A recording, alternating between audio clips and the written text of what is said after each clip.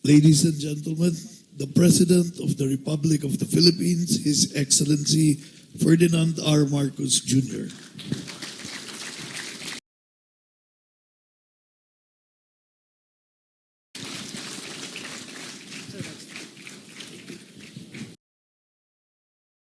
Fellow workers in government, distinguished guests, ladies and gentlemen, maayong buntag sa inyong tanan. Ito ay isang araw na ating pinakahihintay.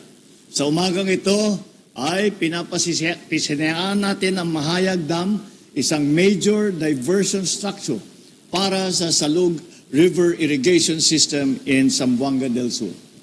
Kung matatandaan ninyo, nasira at gumuho ang dam nito dahil sa matinding pagbaha. Apektado ang marami nating kababayan sa 4 na munisipalidad ng Zamboanga del Sur, Mahayag, Molave, Ramon Magsaysay, and Suminot.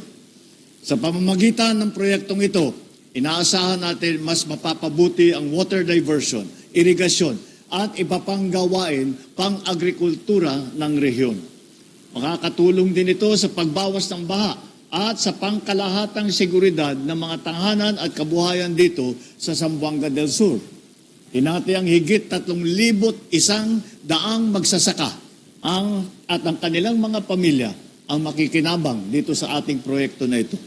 Ibig sabihin, magiging tuloy-tuloy na ang supply ng tubig.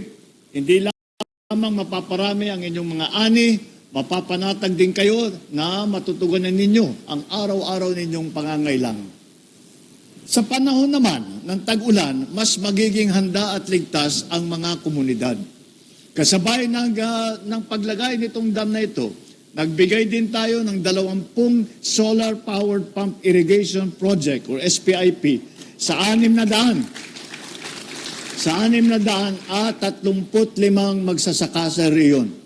Palalakasin ang SPIPs ng lokal na irigasyon gamit ang alternatibong enerhiya na malinis at abot-kaya.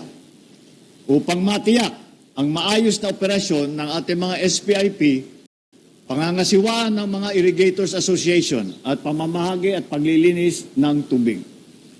Tutulong naman ang National Irrigation Administration sa pagpapanatili ng specialized solar panel at pump system.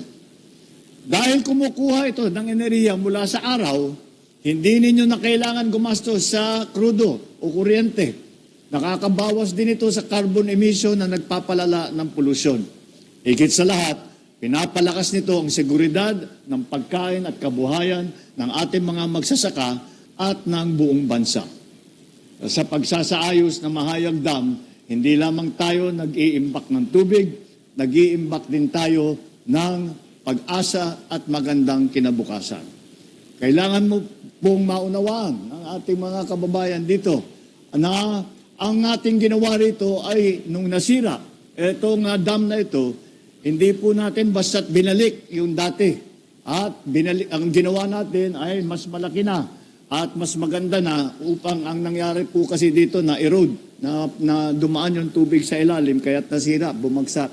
Ngayon, linagyan na natin ng bakal na 6 meters ang lalim para hindi na mangyari ulit yun. Tapos dinamin natin yung mga sluice. Dati, 2 lang ito. Di ba? Ngayon, 4 na. 4 na. And pati, tsaka yung meron sila, pagka tumaas masyado yung tubig, meron tayong release na sluice dito na bubuksan para kukunin yung tubig para dadalhin sa ibang mga irrigation system. Para hindi na magbaha, hindi na masyadong malaki hindi masyadong tataas ang tubig. Kaya po, ito ay magandang halimbawa sa ating sinasabi na build better and more. Kaya po, hindi lamang basta tinayo yung dati, kundi pinaganda pa, pinatibay pa, pinalaki pa.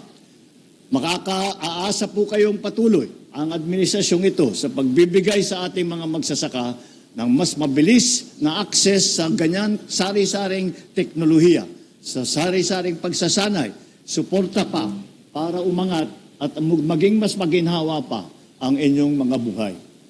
Mula sa ating budget para sa taong ito, naglaan tayo ng higit 60